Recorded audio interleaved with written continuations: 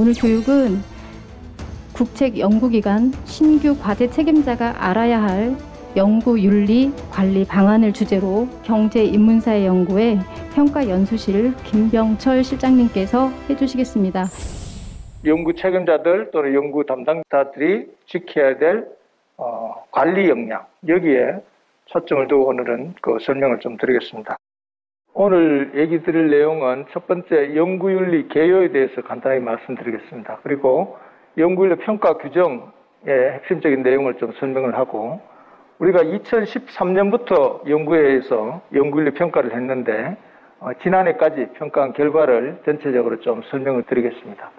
그리고 연구 단계별로 연구윤리 점검 방법, 이게 이제 핵심이 되겠습니다. 그리고 특히 그 외부 연구자들, 그리고 우리 국책연구기관 내에 있는 연구자분들은 여러 차례 이제 우리 교육을 하고 기관 내에서도 여러 가지 활동을 통해서 어느 정도 이제 연구윤리가 그 문화가 정착되고 있다고 저희들 보고 있는데, 외부에서 오시는 분들이 항상 변수가 있습니다. 그래서 외부 연구자들의 연구윤리를 관리하는 방법, 이 부분을 좀 비중을 두고 설명을 드리고, 마지막으로 시사점과 재현에 대해서 말씀드리도록 하겠습니다. 우선 연구윤리 개요입니다. 과기부 산하의 출연연들에 대해서 연구 부정 행위가 만연해 있다, 이런 그 타이틀로 나온 내용인데, 그런데 여기만 그런 건 아니고 우리도 있습니다. 작년에 우리 감사원에서 우리 국책연구기관 전체를 대상으로 하진 않고 세계 연구기관을 대상으로 감사를 해서 그 중에서 455개 연구과제에 대해서 체크를 했는데 부당한 저자 표기 등 연구윤리 문제를 지적한 바가 있습니다. 저희들이 쭉 연구 이 윤리에 대해서 계속 교육도 하고 평가도 하고 또 그 이후에 이제 후속 조치들을 통해서 여러 가지 준수를 위한 활동을 하고 있음에도 불구하고 아직까지도 이런 그 문제들이 완전히 자유롭지는 않다 하는 말씀을 먼저 드리겠습니다. 연구윤리 개념인데, 연구윤리 이렇게 하면 연구하고 윤리하고 이제 합쳐져 있잖아요. 쉽게 말하면 윤리라고 하면 여러 가지 정의가 있겠습니다만은 사람으로서 마땅히 지켜야 될 어떤 도리, 원칙이나 행동 양식, 이걸 이제 윤리라고 정의할 수 있을 텐데, 그러면 연구윤리 이러면은 연구자로서 마땅히 지켜야 될 어떤 원칙이나 행동 양식, 이렇게 이해할 수 있겠습니다. 연구를 직업으로서, 업으로서 이렇게 하는 사람들이기 때문에 그 연구를 함에 있어서 반드시 지켜야 되는 그런 원칙들, 이걸 이제 연구윤리라고 볼 수 있겠는데, 좀 이걸 구체적으로 보면 한 3가지 정도로 분류하는 것 같습니다. 가장 좁게는 연구 보고서를 쓸 때 지켜야 될 윤리, 이게 되겠습니다. 그래서 주로 이제 우리가 얘기하는 거는 연구윤리다 이러면은 연구 보고서를 작성할 때 지켜야 될 윤리, 이 부분이 핵심입니다. 그래서 오늘 얘기되는 부분도 주로 이제 여기에 맞춰져 있고, 그걸 조금 이제 넓히면은 연구 보고서 작성뿐만 아니고 보고서를 작성하기 전에 우리가 기획을 하잖아요. 과제를 이제 발굴을 하고 연구 기획을 하고, 외부 연구 같으면은 프로포즈를 하잖아요. 제안서를 제출하지 않습니까? 그럴 때도 사실은 남의 거 뺏기는 경우가 있죠. 그래서 그것도 당연히 안 되는 것이고, 그래서 연구를 다 마치고 나서 발표할 때 또 문제가 있습니다.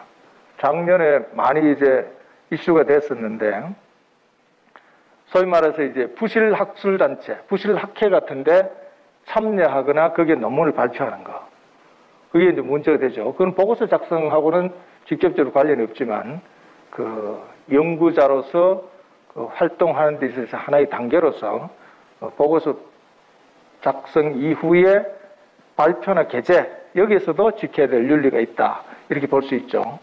그리고 이제 가장 넓게 이제 보면 이 연구자, 특히 이제 우리는 국책연구기관에서 근무하는 사람들이기 때문에 국책연구라 그러면 다른 여러 가지 의미가 있겠습니다만은 가장 기본적으로는 국민의 세금으로서 우리가 연구를 한다는 거 아닙니까? 우리는 국민 세금으로 연구를 하는 국책연구기관의 연구자이기 때문에 다른 사람보다는 중한 그런 연구윤리 또 연구자로서의 윤리가 있다 이렇게 이해할 수 있겠습니다. 그래서 연구보고서 윤리뿐만 아니라 우리가 이제 뭐 예산을 쓰는데 낭비하지 않고 기준에 맞게 써야 된다든지 이런 부분이 바로 아주 넓게 보면 우리가 국책연구기관의 연구자로서 지켜야 될 윤리 중에 그게 하나의 덕목이다 이렇게 이해할 수 있겠죠. 국책연구기관과 연구자 이렇게 했는데 이 부분이 서론에서는 가장 중요한 부분이 되겠습니다. 국책연구기관에서 일을 하면 내 이름으로 제대로 된 우수한 그런 보고서를 쓰고 그 보고서를 통해서 국가와 국민들의 생활과 직접 관련이 있는 그러한 중요한 정책들에 대해서 기여를 할 수 있는 것, 여기에서 보람을 찾고 가치를 찾고 나의 존재 이유를 가져야 된다. 그래서 그렇게 우리가 일을 하지 않으면 안 되지 않느냐는 생각입니다. 그래서 보고서의 내용이 창의적이고 혁신적이고 이렇게 되는 것도 중요하지만 이 보고서에서 가장 그 바탕을 이루어야 될 게 요즘 와서는 윤리다. 연구 보고서의 윤리. 아주 그 사회적으로 영향력이 큰 그런 보고서를 쓰고 정책 제안을 한다 하더라도 그게 내게 아니고 남의 것을 가져와 가지고 소위 말해서 짜집기를 한다든지 그걸 일부 이제 가공을 해가지고 제시를 해서는 결국은 여러 가지 후유증이 있고 문제가 된다는 거죠. 그래서 보고서를 작성하는 데 있어서 가장 기본적으로 지켜야 될 부분, 그게 바로 연구윤리고, 연구윤리를 지키지 않은 보고서를 가지고는 모든 게 문제가 된다. 인사 유명으로 썼습니다마는 사람을 죽으면 이름을 남긴다 그랬잖아요. 그러면은 우리 국책연구기관에 있는 분들은 내 이름에 흠이 되지 않는, 내 이름에 오점을 남기지 않기 위해서 이 연구윤리를 지키는 것이 아주 중요하다. 그건 아주 기본이다. 필수적인 것이다. 이렇게 이해하는 게 제일 중요한 포인트가 되겠습니다. 자, 그러면 연구윤리 평가 규정에 대해서 구체적인 내용을 좀 설명을 드리겠습니다. 우리가 이제 평가를 2013년부터 공식적으로 했습니다. 국책연구원에서 발간하는 연구보고서의 창의성과 신뢰성을 높이고 연구기관이 자율적으로 연구윤리 수준을 향상하도록 유도하고 촉진하는 데 있다 이렇게 되어 있습니다. 한마디로 얘기 드리면 국책연구원에서 나오는 모든 연구보고서가 연구윤리적으로 문제가 없도록 하는 것. 그래서 윤리적으로 문제가 없으려면은 어떤 거를 지켜야 되고 어떤 활동을 해야 되는지 하는 부분에 대해서 설명을 하는 것이다. 그렇게 말씀드릴 수 있을 것 같고, 그래서 오늘 교육의 목적은 오늘 제 설명을 다 들으신 분들은 앞으로 국책연구기관에서 근무를 하신 동안에는 연구윤리에 대해서는 문제가 없는, 그게 이제 목적이다. 그렇게 저는 생각하고 말씀을 드리겠습니다. 연구윤리 위반 유형 이렇게 했는데요. 연구윤리라고 하면 주로 이제 연구윤리 이런 말도 잘 안 쓰죠. 학문적인 그런 용어일 수도 있는데 보통은 보면은 그냥 한마디로 얘기해서 표절 이렇게 얘기합니다. 표절. 그래서 부정행위, 부적절행위 이렇게도 얘기 안 하고 보고서를 쓰고 논문을 쓴 데 있어서 윤리적으로 문제가 있다 이러면 표절했다 이렇게 그냥 바로 얘기를 합니다. 그런데 좀 몇 가지로 구체적으로 보면 표절뿐만 아니라 다른 윤리적인 사항도 있다 하는 것이죠. 부정행위는 4가지를 얘기를 하는데 위조 첫 번째, 두 번째 변조, 세 번째는 표절, 네 번째는 부당한 저자 표기, 이걸 이제 부정행위라고 하고, 부적절 행위는 중복계제 이렇게 나누는데 부정행위하고 부적절 행위 이건 나누는 기준은 이게 내 건가 남의 것인가의 차이입니다. 그래서 부적절 행위는 중복계제라는 것은 나의 자료를 내가 쓰는데 기준에 맞지 않는 것, 그걸 이제 부적절 행위라고 나누고, 나머지 거는 다 남의 것과 관계되는 거죠. 위조, 변조, 표절, 부당한 저자 표기. 우리나라는 이게 통상적으로 이렇게 5가지로 나누는 경우가 많고요. 여러 가지 학회나 대학이나 기관에 따라서 또 다른 유형으로 분류하는 경우도 있는데, 미국이나 유럽이나 다른 나라들에서는 전통적으로 세 가지입니다. 세 가지. 위조, 변조, 표절. 이거를 가지고 얘기하죠. 그 외에는, 우리나라의 어떤, 특수성이라고 그럴까요? 그런 부분이 반영된 부분이 많습니다. 특히 저자표기 있잖아요. 저자표기는 미국이나 유럽이나 이런 나라에서는 저게 문제됐다 하는 것은 뉴스에 나오는 게 없습니다. 그거는 왜 그런지는 아마 잘 아시겠죠. 우리는 이제 위계에 의한 그런 문화가 지배를 하기 때문에 저자자에게 없어도 내 선생님이다, 내 상사다 이렇게 해서 올라가는 경우가 있고, 나이가 어리다 해서 빠지는 경우도 있고, 그거를 별로 이상하게 생각하지 않는 일종의 그런 과거에는 분위기가 있었죠. 그런 것 때문에 이제 우리나라에서는 저자표기가 문제가 되지만 서양에서는 주로 대체로 이런 부분은 문제가 되지 않는다. 그래서 주로 위조, 변조, 표절 이게 핵심이다. 그럼 구체적으로 볼까요? 위조는 뭐냐? 위조는 잘 아시다시피 없는 것을 있다고 하는 것입니다. 보고서를 쓸 때, 논문을 쓸 때 없는 것이 있다고 하는 거. 그거는 가장 나쁜 거죠. 그건 절대로 해서는 안 되는 거죠.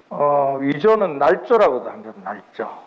여러 가지 써놨죠. 인터뷰를 하지 않았으면서 인터뷰한 것처럼 하는 거. 설문조사 하지 않았으면서 한 것처럼 하는 거. 설문조사에서 나왔는 결과, 어떤 결과가 나오지 않았는데, 실험에서 나오지 않았는데 나온 것처럼 한 경우. 이런 경우가 왕왕 있습니다. 그죠? 변조는 없는 건 아니고 있는 자료를 내 연구 목적에 맞도록 변형하거나 삭제하거나 추가하거나 마사지하는 거, 이런 겁니다.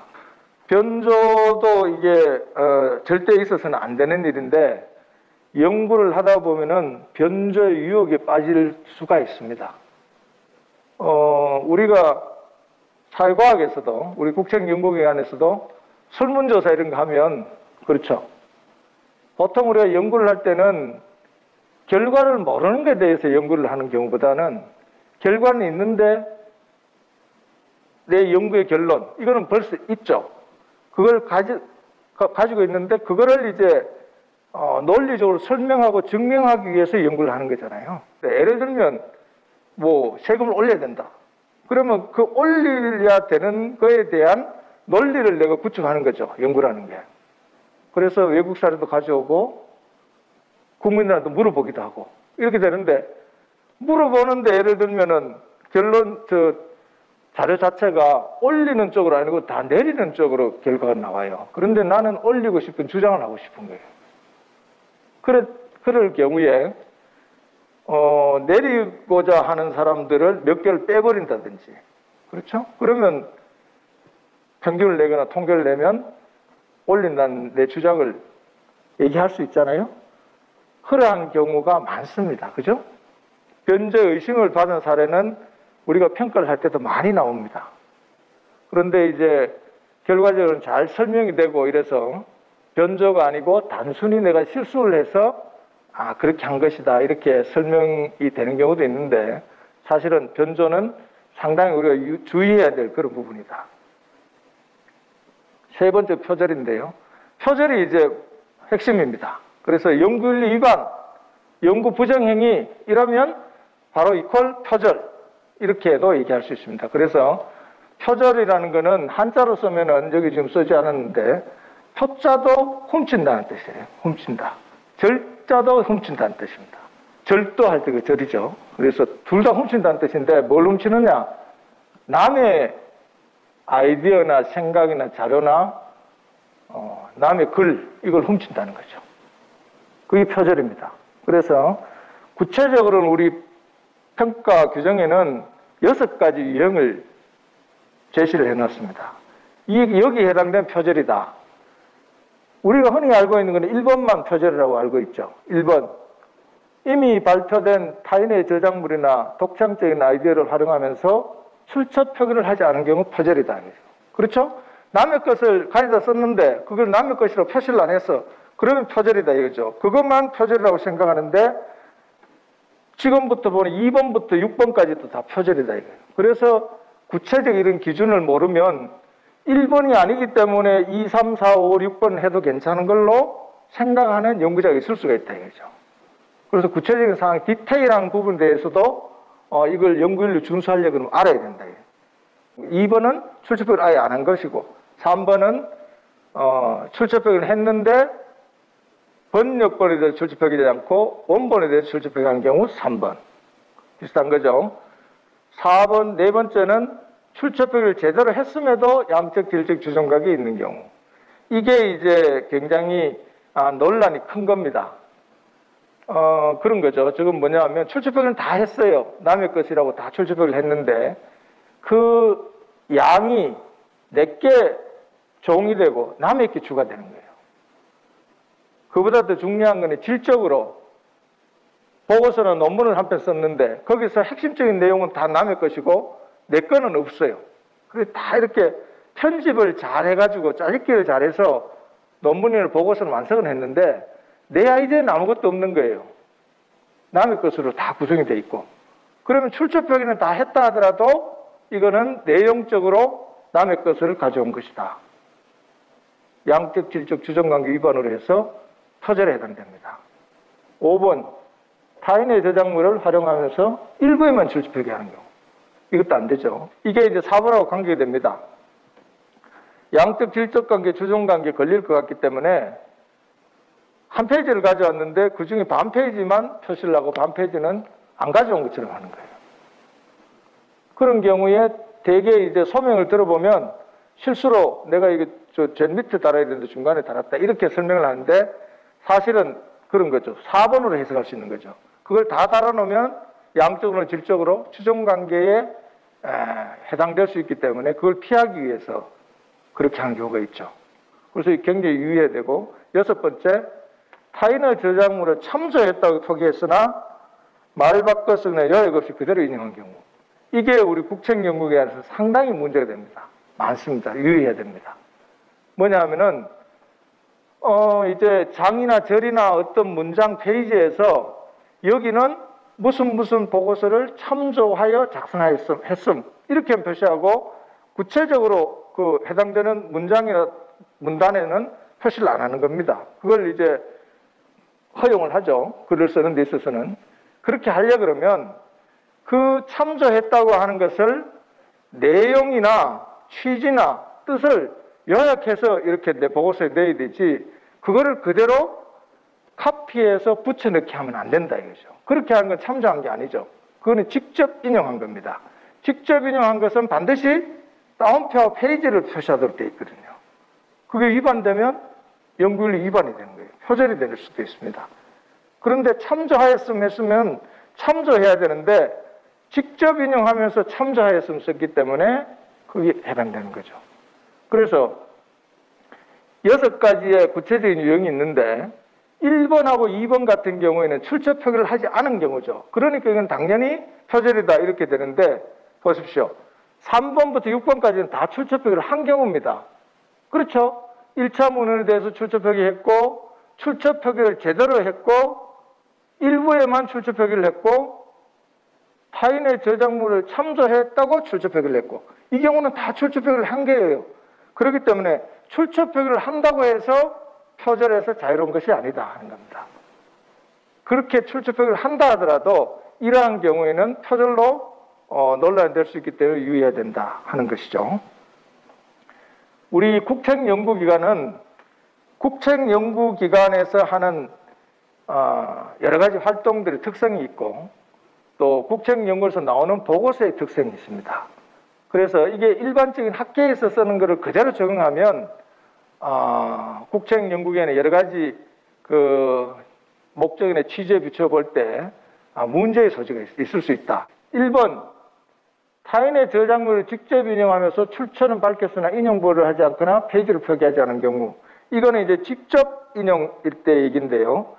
앞에서 그랬죠. 직접 인용할 때는 반드시 다운표 페이지를 밝혀야 된다. 이렇게. 그거 밝히지 않으면 표절이다. 이렇게 했죠. 그런데 우리 국책연구원에는 워낙 이게 이제 보고서를 많이 써야 되고 또 그보다 더 중요한 거는 어떤 문제가 있으면 그 문제에 대해서 즉시에 보고서를 내는 게 중요하기 때문에 이런 거 따옴표를 안 하고 페이지를 안 밟겠다고 해서 이게 문제다 하면 우리 국책연구원의 본래 목적을 달성하는 데 문제가 생긴다.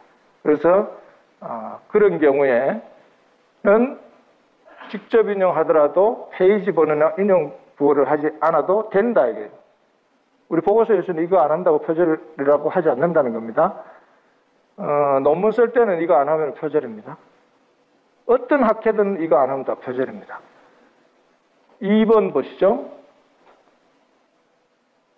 선행연구, 방법 없는 기술, 외국 사례 등에 해당되는 부분에서 타인의 저작물을 말버릇으로 요약할 때 특정한 프로그램 사진이 아닌 부분을 포괄적, 개괄적으로 출처표기한 한 경우. 이게 뭐냐? 이게 앞에 부분에 해당되는 겁니다. 선행연구 소개. 이런 게 이제 우리 국책연구원 보고서에서는 뭐 반드시 들어가야 되는 그런 부분처럼 되어 있습니다. 그런데 논문이나 책을 쓸 때는 사실 선행연구 소개를 우리 보고서만큼은 안 해도 되는 거죠. 그런데 우리 보고서는, 국책연구원의 보고서는 주로 읽는 사람이 첫 번째 수요자가 정부 정책을 하는 공무원들이기 때문에 그분들이 이 보고서의 내용을 이해를 도우기 위해서 어떤 기존의 선행연구도 있었다 하는 것을 소개해 주는 부분이 굉장히 중요한 부분을 차지하기 때문에 이 부분이 굉장히 내용이 필수적이고 많이 들어간다는 거죠. 방법 없는 기술, 또 외국 사례 이런 것도 마찬가지입니다. 외국 사례 같은 거 꼭 보면 우리가 보고서를 내면 그럼 외국의 사례는 어떠냐 물어보잖아요. 그런데 사실은 그게 이 보고서에는 꼭 안 들어가도 되는 부분도 외국 사례를 요구하는 경우가 많습니다. 그래서 외국 사례도 많이 넣는데 이런 거를 할 때는 포괄적, 개괄적으로 출처 표기하면 된다는 겁니다. 그래서 외국 사례는 예를 들면 A 박사가 벌써 해놓은 게 있어요. 그러면은 그걸 10페이지를 가져왔어요. 그걸 가져왔으면 10페이지 시작하는 첫 부분에 여기에다 소개하는 외국 사례는 A 박사가 연구한 것을 요약하였음. 이렇게만 하면 된다는 거예요. 10페이지 안에 뭐 예를 들면 출처 표기가 10개가 있으면 각각 10개를 다 해줄 필요가 없다는 거죠. 그렇게 해서 보고서를 효율적으로 쓸 수 있도록 이렇게 하는 거죠. 세 번째 마찬가지입니다. 협동연구 같은 경우, 그 다음에 총괄보고서 같은 거 작성할 때, 그럴 때 협동연구도 그렇죠. 우리가 많이 이제 연구에서도 지금 강조하는 게 협동연구 아닙니까? 여러 연구자들, 여러 연구기관, 그 다음에 이 사회과학과, 인문학과, 자연과학의 어떤 융합협동, 이런 걸 굉장히 이제 중요하고, 지금 국가적인 어떤 중요한 이슈들에 대해서는 협동연구를 하지 않으면 제대로 된 정책 대안을 제시할 수 없다. 그런 정도로까지 지금 강조가 되는데, 협동연구를 하는 데 있어가지고 각각의 보고서가 있고 그 각각의 보고서를 종합한 총괄보고서가 있죠.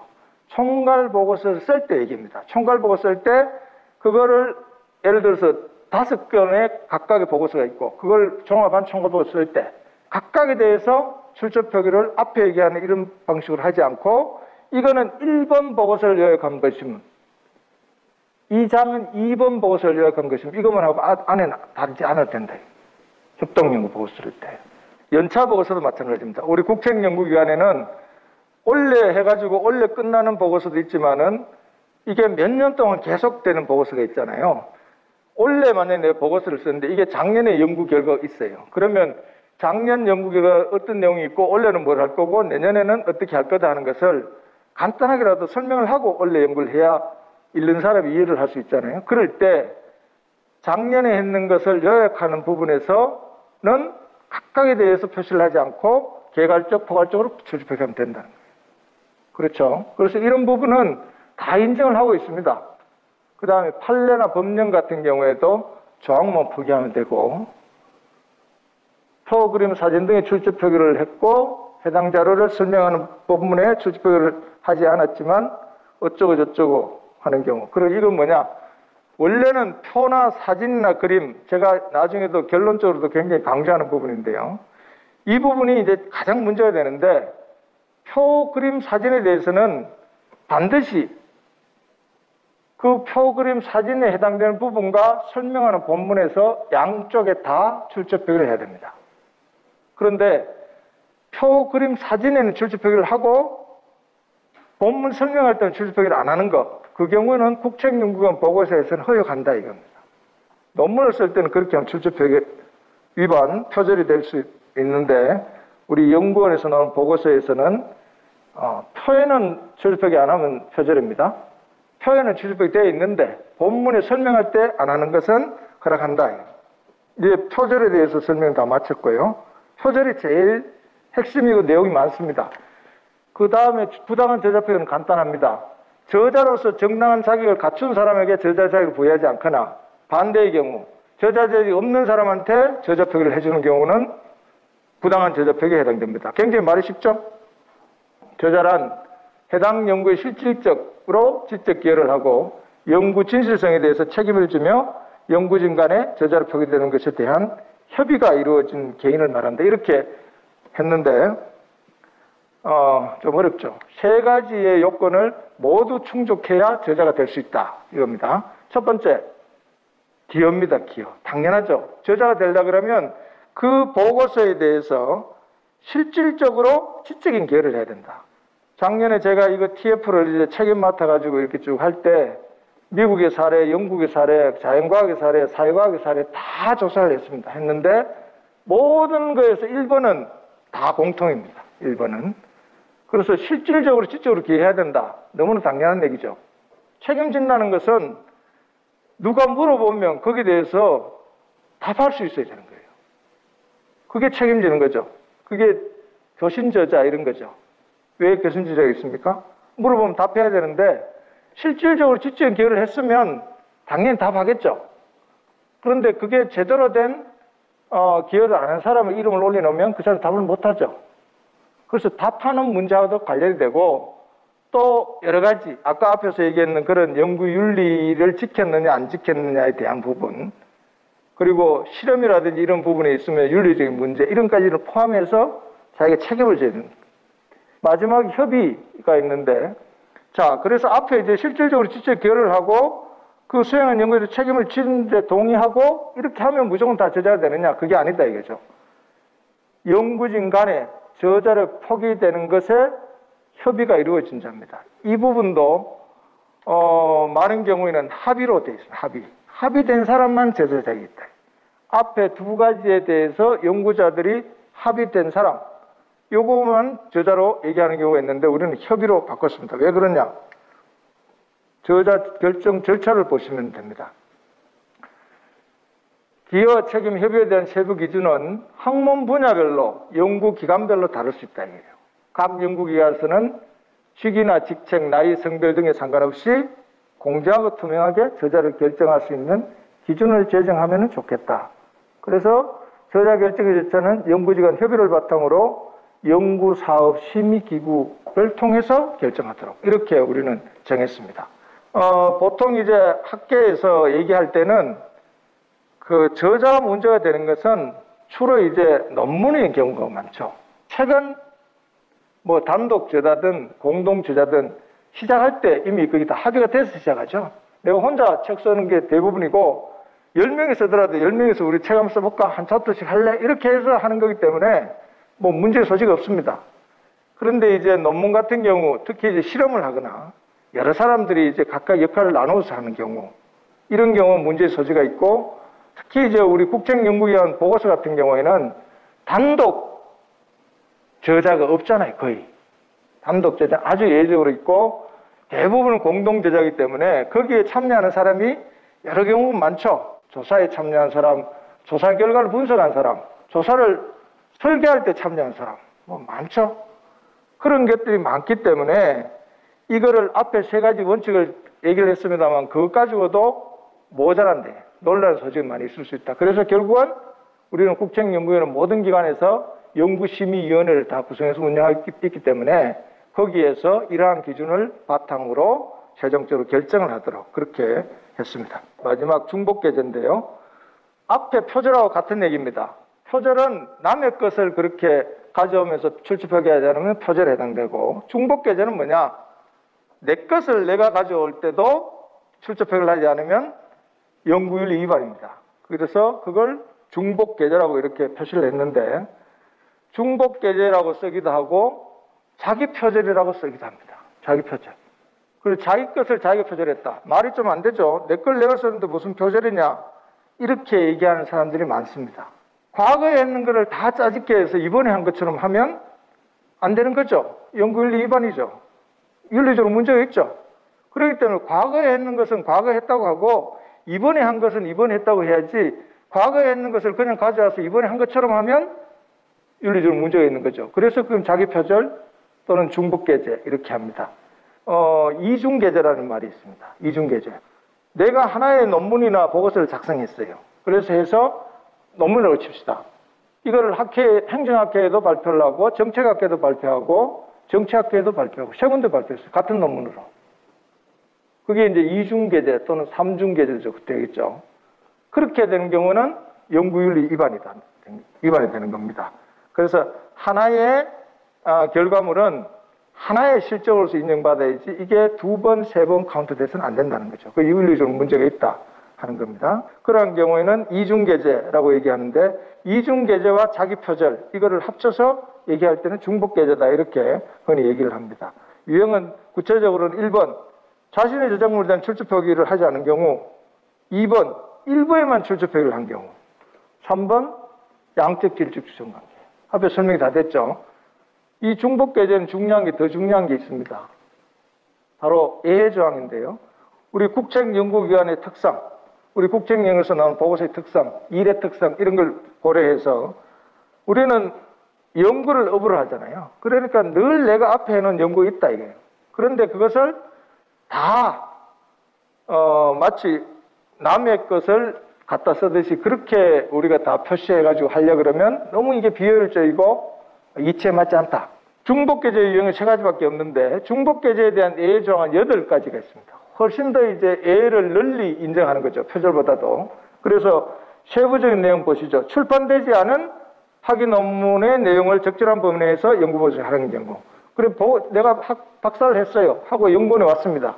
그런데 내가 그 박사의 논문에 썼는 것을 연구보고서에서 일정 부분 적절한 범위 내라는 게 이제 뭐 좀 애매하긴 한데 과하지 않은 범위 내에서 적절하게 썼어요. 그렇게 됐을 때는 내 걸 내가 쓴 거기 때문에 출처 표기를 하지 않아도 된다는 거예요. 내 박사 논문에서 가져왔음 이렇게 안 해도 되는 거고 그냥 쓰면 돼요. 내 거기 때문에. 용역 보고서 마찬가지죠. 보고서가 하나 있어요. 하나 있는데 그 같은 주제에 대해서 정부 부처에서 요약해가지고 무슨 정책 제안서를 한 3페이지짜리, 5페이지짜리 좀 달라는 거예요. 그러면 내 보고서가 이미 있는데 그걸 요약하는 걸 예를 들어서 뭐 5페이지짜리 만들었어요. 그러면 이건 내 보고서 몇 페이지에서 가져왔고 이건 몇 페이지에서 가져왔고 이렇게 다 표시하지 않고 그냥 작성이 된다. 내 거 같은 경우에는. 그런 경우 많죠. 그래서 내가 했는 연구를 요약해가지고 용역 보고서 요약을 하거나 아니면 정책 제안을 할 때는 표시를 안 해도 된다는 거죠. 그런 게 8가지 쭉 있습니다. 그래서 이 부분은 내용을 한번 구체적으로 보시고 여기에 해당되면 생략하고 그냥 써도 된다는 거죠. 기타 부지라는 게 있는데요. 연구윤리 위반으로까지는 얘기할 수 없지만 연구 보고서에서 이렇게 해서는 안 되는 경우가 되겠습니다. 기타 부지라는 거는 각주와 참고문은 서지사에 불일치하는 경우. 이 경우가 상당히 많습니다. 본문에서 이제 다른 사람 걸 인용해서 출처표기를 했어요. 그러면 그 출처표기 했는 것을 다 모아서 참고문에 표기해야 됩니다. 그러니까 결국은 본문에 인용한 거나 참고문에 있는 거나 이퀄 관계가 성립돼야 됩니다. 그런데 본문에는 있는데 참고문에 없거나 아니면 그보다 더 많은 경우에는 본문에는 없어요. 없는데 참고문에 쫙 달아놓은 경우입니다. 그 왜 그렇습니까? 아까 앞에 제가 잠깐 얘기했는데 내가 외국의 문헌도 많이 봤고 외국의 사례도 많이 했고 다른 사람 것도 많이 봤다는 것을 얘기하고 싶어서 그럴 수도 있죠. 그래서 참고문에다 쫙 붙여놓은 겁니다. 그래서 그런 경우에는 연구윤리 위반까지는 뭐 얘기를 안 하지만 윤리적으로 바람직하지 않다. 그거는 그렇게 해서는 안 된다 하는 겁니다. 부정확한 서지사항. 그래서 서지사항이 이제 앞에 본문에서 있는 게 뒤하고 같은데 부정확하게 표시하는 경우. 2018이라고 했는데 아무리 찾아봐도 없고 나중에 보는 게 2019가 되어 있는 경우. 그런 거. 출처벽 인용 원문의 내용과 대상 원문 내용 불일치. 이거는 상당히 심각한데 지금 기타로 해놨습니다. 인용 원문의 내용이 있어요. 그리고 내가 통계청의 자료를 보니까 한국의 2019년도에 실업률이 예를 들면 청년 실업률이 15%다. 이렇게 했어요. 본문에서. 그렇게 인용했습니다. 했는데 원문, 통계청을 자료를 찾아보니까 15%가 아니고 20%야. 그런 경우에 해당됩니다. 이게 상당히 심각한 게 어떤 중요한 내용이나 수치, 통계 이런 경우에는 바로 변조가 됩니다. 그렇죠?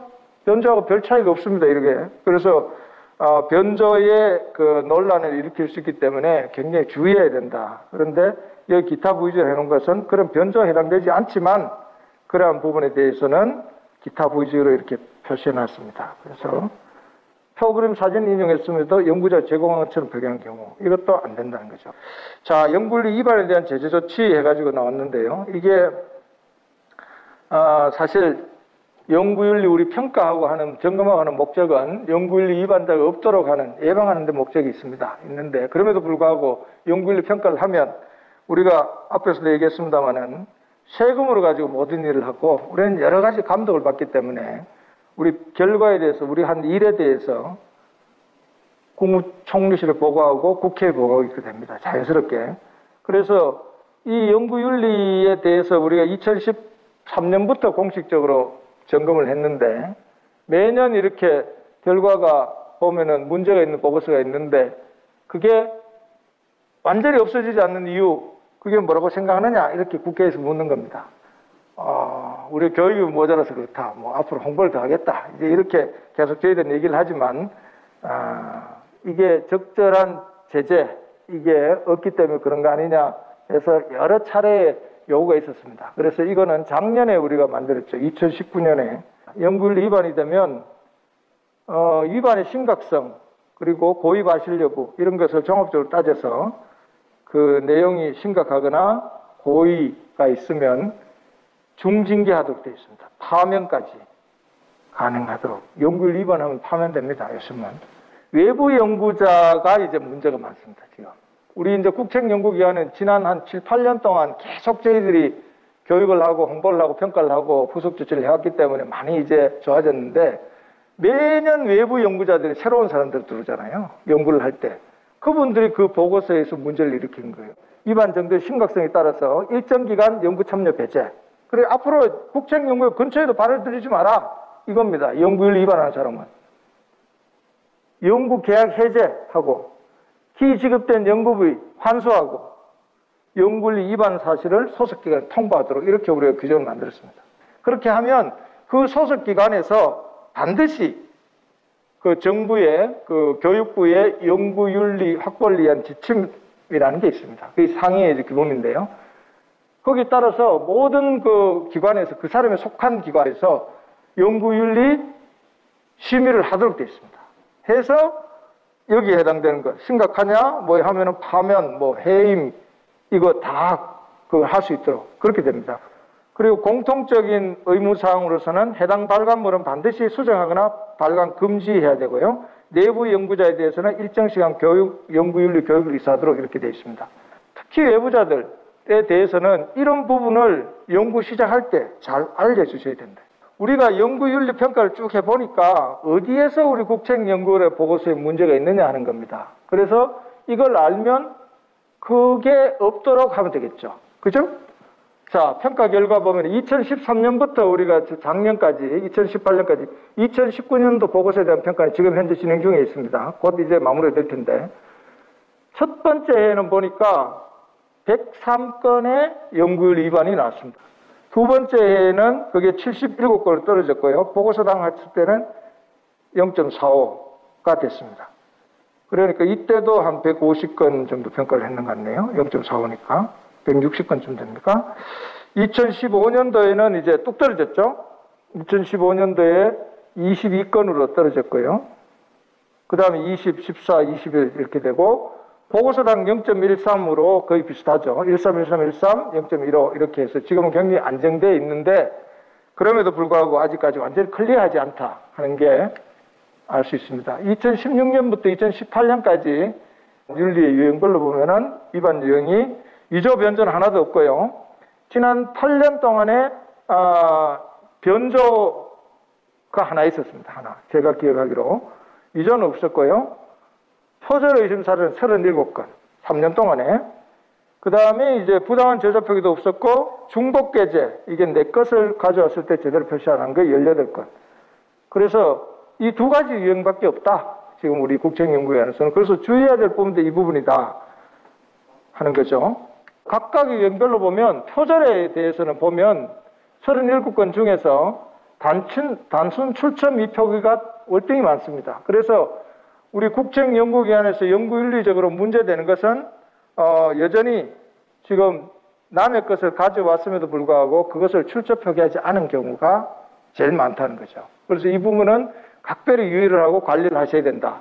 2016년에도 제일 많고 6건으로서 많고 5건, 11건 해서 남의 것을 가져왔으면서 출처 표기를 하지 않은 경우 이게 제일 많고 그 다음에 보시죠. 이게 이제 좀 우리가 관리해야 될 포인트인데 2차 문헌 표절입니다. 이게 두 번째로 많죠. 2018년도 같은 경우는 전체 17건 중에 4건이 냈잖아요. 2차 문헌 표절.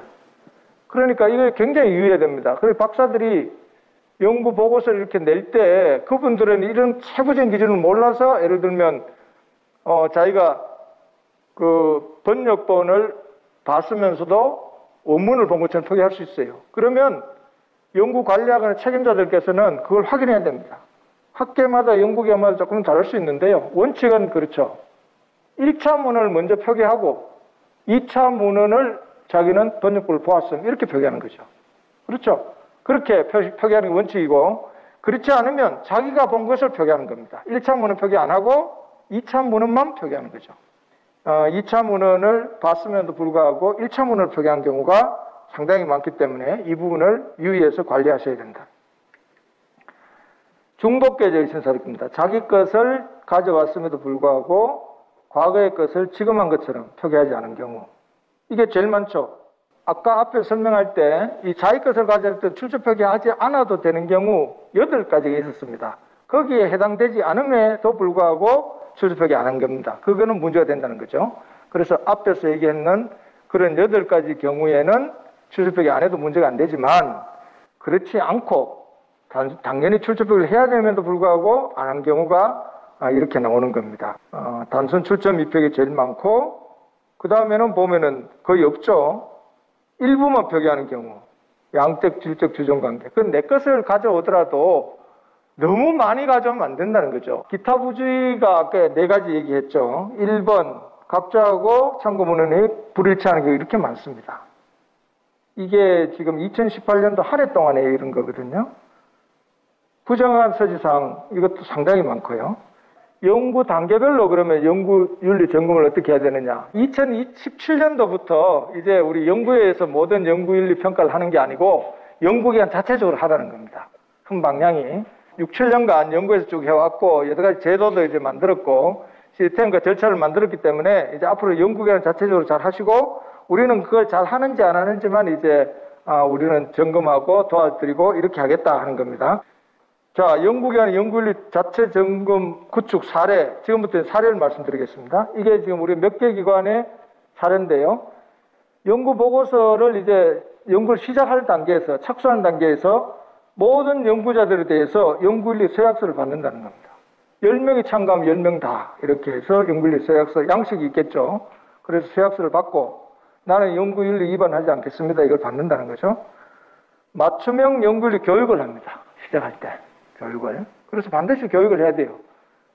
오늘 제가 얘기했는 것 중에서 핵심적인 거를 요약해가지고 예를 들면 뭐 50분짜리, 뭐 15분짜리, 5분짜리 이렇게 저희들이 요약해서 앞으로 연구기관 다 제시할 생각입니다. 그거 5분짜리, 10분짜리 이거를 이때 그걸 해서 교육을 하십시오. 정 안 되면은 동영상으로 그냥 돌려도 됩니다. 그렇게 해서 교육을 하고 연구윤리 자율 점검을 이제 공지를 한다. 이런 프로세스에 대해서 공지한다는 거죠. 그렇게 해서 이제 연구를 시작하고 연구가 이제 중간쯤 되면 그때 보고할 때 부실 학회 참여 예방을 알리고 학회 참여 부실하게 참여하면 안 됩니다. 이제 이런 거 이제 한다는 거죠. 왜냐하면 중간 보고서쯤 나올 때 되면 그걸 요약해가지고 논문 쓸 수 있거든요. 그렇게 쓸 때 그때 이제 이게 부실학회 같은데 부실학회라는 거 알죠? 학회라는 거는 기본적으로 이제 이 학자들 간에 서로 피어 리뷰가 있죠. 그래서 이게 우리 학회에서 논문을 실을 만하다, 발표를 할 만하다, 이걸 인정하는 거에 대해서만 그 발표하고 게재하고 이렇게 하는데 부실학회는 쉽게 말하면 영리 목적의 학회입니다. 그래서 그런 리뷰 절차나 이런 거 없이 그냥 누구라도 신청만 하면 실어주고 대신 돈을 받는 거예요. 많이 받는, 엄청나게 많이 받는 게 있습니다. 그게 문제가 되죠. 그래서 그런 거 하면 안 된다 이런 걸 이제 알려준다는 거고, 외부 지필진에 대한 점검도 하고, 아까도 얘기했죠. 외부 지필진 중요하고, 카피 킬러를 가서 이제 한번 점검하는 거예요. 그렇게 하고, 맞춤형 연구윤리 교육 2차 또 하고, 그때 또 교육도 한다는 거죠. 카피 킬러 얘기가 처음 나왔는데, 이 카피 킬러는 굉장히 제한적으로 사용하는 겁니다. 보조적으로 사용하는 겁니다. 카피 킬러, 이게 굉장히 비용도 많이 들고 뭐 이렇게 돼 있는데 사실은 이거는 참 어떻게 보면은 필요악이라 그럴까요? 이거 안 하면은 오히려 그 제대로만 하면 그거 안 하고 할 수 있으면 더 좋을 그런 정도인데 이게 지금 모든 기관에서 이 카피킬러를 다 지금 돈 주고 사서 돌리고 있잖아요. 주로 이제 인용했는 거 이런 거 누구 거하고 매칭되는지 이런 거 주로 나오고 그렇죠? 단어 비슷한 거에 나오면 있으면 다 나오고 이런데 그거는 사실은 그 연구윤리 위반 했냐 안 했냐에 대해서 판단하는 데는 크게 도움이 되지 않고 다만 이제 그렇게 나온 걸 가지고 전문가가 이게 실제적으로 내용적으로 문제 되는지를 판단하는 데 하나의 참고 자료 정도입니다. 이게 15%가 뭐 일치했다, 30%가 일치했다. 이건 아무 의미가 없다는 겁니다. 그거는. 그래서 그걸로 가지고 연구윤리 위반이다 아니다 얘기하는 거는 말 자체가 안 되고 그런 사람은 아주 무식한 사람들이 하는 얘기다. 최종 단계에서는 이때 이제 중요하죠. 최종 카피킬러 점검을 하고 연구윤리 인적 점검, 그 다음에 맞춤형 연구윤리 교육을 또 하고 연구 질관리 TF에서 점검한다. 그래서 이때 이제 연구 질관리 TF라는 게 나오죠. 연구윤리 인적 점검이라는 것도 나오고 인적 점검한다는 것은 이 전문가들을 붙여가지고 피어 리뷰 한다는 겁니다. 전문가들이 한번 읽어보고 여기에 숫자나 뭐 이런 거 내가 읽어보니까 이거는 반드시 어디서 가져온 것 같은데 출처표가 없네. 전문가 읽어보면 다 알아요. 그죠? 그거 하는 거고 연구 질관리 TF라는 게 기관 내에 구성이 돼 있어서 여기서도 또 본다는 거죠. 이렇게 해서 인쇄 및 마무리 하는데 인쇄형 보고서 실무자가 또 점검하고 연구윤리 확약서를 또 받고 자가점검 체크리스트를 받아가지고 최종적으로 인쇄한다. 그래 이게 한편으로 보면 참 이렇게까지 해야 되나 싶어요. 이거 안 하고 연구만 하면 얼마나 좋아요? 그런데 앞에서 제가 설명드렸는 거 있잖아요. 내가 왜 인용을 하고 인용을 안 하면 어떻게 되느냐에 대해서 정확하게 알면 사실 이런 필요 없죠.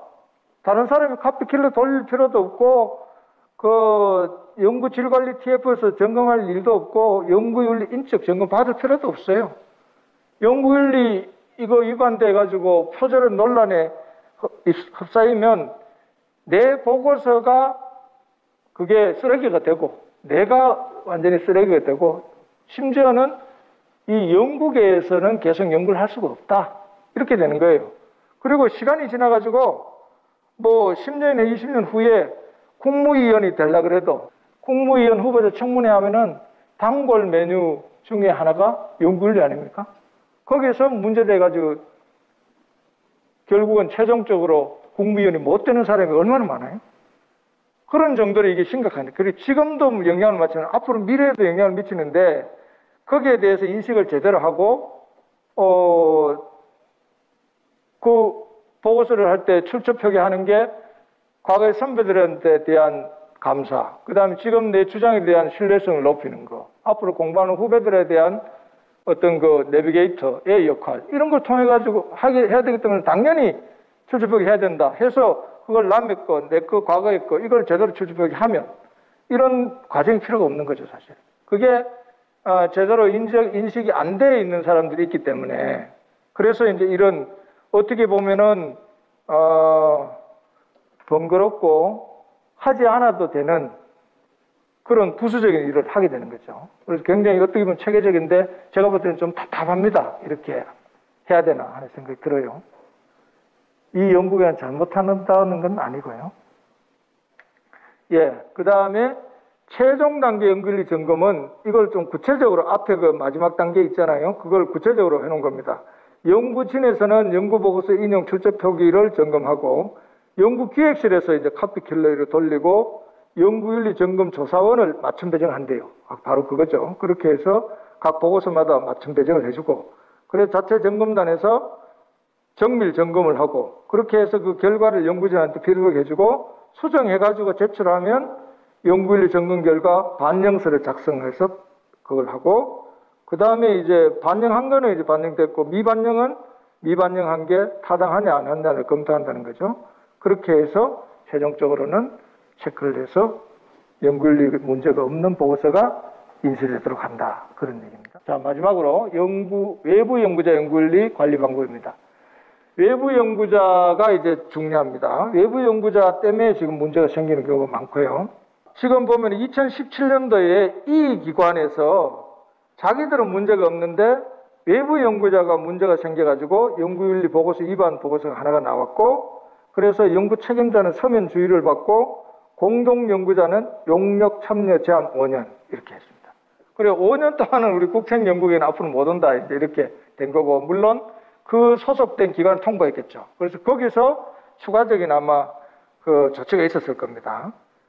이렇게 됩니다. 그래서 이게 지금 우리 국책연구원 내에서만 잘했을 되는 게 아니고 특히 연구과제 책임자분들은 어쨌든 말 그대로 이제 연구과제에 대해서는 총괄적으로 책임지는 거잖아요. 윤리 문제도 그렇고 내용적으로도 그렇고 그렇기 때문에 내부 외부를 막론하고 관리하는 게 중요한데 특히 외부자들에 대해서 관리를 어떻게 해야 되느냐. 자, 부의기관에 보면 외부 연구 시작할 때 외부 연구에 사전 교육을 하는데 경제인문사회 연구의 국책연구기관 연구윤리 평가 규정 및 사례에 대해서 교육하고 연구윤리 확보를 위한 지침, 교육부 훈령 이 지침 굉장히 중요합니다. 여기에 이제 이게 우리 국책연구기관뿐만 아니라 대한민국의 모든 연구자들에 대한 최상위의 연구윤리 규범이라고 할 수 있습니다. 이거 만들고 개정하고 할 때 제가 일부 관여를 했고 자문을 하고 했는데요. 여기에 연구윤리 위반 유형도 있고 그 위반하면 어떤 절차를 거쳐서 최종적으로 위반이다 아니다 판정하고 하는 게 다 있습니다. 그래서 이 내용도 연구기관에 연구윤리 담당하시는 분들은 꼭 봐야 될 필수적인 내용이 되겠습니다. 내용이 많지 않습니다. 표절검사 프로그램 사용법도 가르쳐주고 부당한 저자 표시 예방을 위한 권고사항 연구자료에서 나온 자료도 제시하고 연구윤리 규정 및 출판 규정 이런 것을 사전에 교육한다는 거예요. 그리고 중요한 게 연구윤리 서약서를 한다는 거예요. 이게 제일 중요합니다. 이거는 모든 연구기관에서 해야 됩니다. 이거 안 하면 방법이 없어요. 그래서 계약을 할 때 이런 내용을 포함시켜가지고 서약서에 넣고 위반하면 회수되거나 앞으로 연구에 못 오거나 너희 기관 통보한다 이런 걸 사전에 다 알려줘야 된다는 겁니다. 그리고 중간에도 표절검사도 하고 그런 걸 리마인드 해주고 최종적에는 또 확약서 같은 걸 받는다. 여기 보시죠. KH 기관입니다. 보건사회연구원인데요. 여기 보면 돈을 지급할 때, 연구를 의뢰할 때, 대금을 지급할 때, 그러고 신청할 때 이렇게 세 개의 단계에서 제일 밑에 빨간 줄에 보면은 연구윤리 서약서를 받도록 되어 있습니다. 연구윤리 서약서가 오른편에 있는데 여기에 보면 이 빨간 박스 해놨는데 한번 읽어보시죠. 그렇게 하면 저기 앞에서 우리 그 연구윤리 위반자 제재 기준에서 외부 연구자에 대해서 쓰는 거 그걸 여기다 그대로 넣어놨어요. 그래서 위반하면 이렇게 되기 때문에 절대로 위반하지 마라. 이렇게 해서 직접 이름 쓰고 서명하고 그렇게 하도록 하고 있습니다. 자, 지금까지 설명을 다 마쳤고요. 결론적으로 몇 가지만 보면 연구윤리 준수를 위해서 마지막으로 결론을 말씀드리면 제일 중요한 거는 연구윤리 규정 및 사례를 숙지하는 거다. 이게 첫 번째로 했습니다. 규정의 내용이 뭐 많죠. 왜 국책연구원의 연구자들이 연구윤리를 지켜야 되는지, 안 지키면 어떻게 되는지, 그럼 뭘 지켜야 되는지 그런 게 다 들어있기 때문에 이거를 내 외부 연구자를 막론하고 이거를 숙지하는 게 가장 기본이고 중요하다. 그리고 남의 것과 내 것, 이거 구분하는 거 당연하죠. 저자 문제, 우리 국정연구에 여태까지 구체적인 문제가 없어서 천만다행인데요. 작년에 이 저자 표기 문제가 됐을 때 대한민국의 모든 이 보고서 논문에 대해서 전수조사했습니다. 우리 다행히 우리가 경제인문사회 연구회에서 이 연구윤리 평가 이거를 계속하고 교육하고 이렇게 해서 그런지 몰라도 우리는 한 건도 문제된 게 없었습니다. 단 한 건도. 그런 면에서는 우리 국정연구원에 계시는 분들이 아주 잘하고 있다. 다행스럽다 이렇게 생각이 되는데, 다만 앞으로도 이런 부분에 대해서 우리가 분명한 이제 기준을 또 정했기 때문에 거기에 따라서 더 잘 운영이 되도록 그렇게 유의할 필요가 있겠습니다. 자, 연구윤리 점검시 유의사항, 단계별 점검시 유의사항 했는데 앞에 설명을 다 드렸고요. 특히 이게 중요합니다.